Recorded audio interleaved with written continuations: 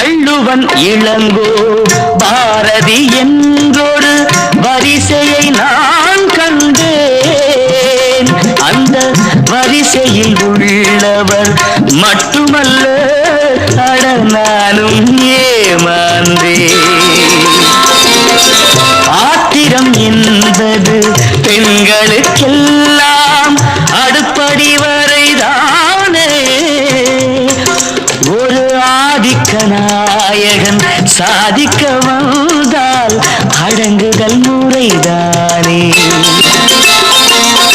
கம்பன் ஏமாந்தான் இளம் கண்ணியரை ஒரு மலரென்றானே கற்பனை செய்தானே. கம்பன் ஏமாந்தான்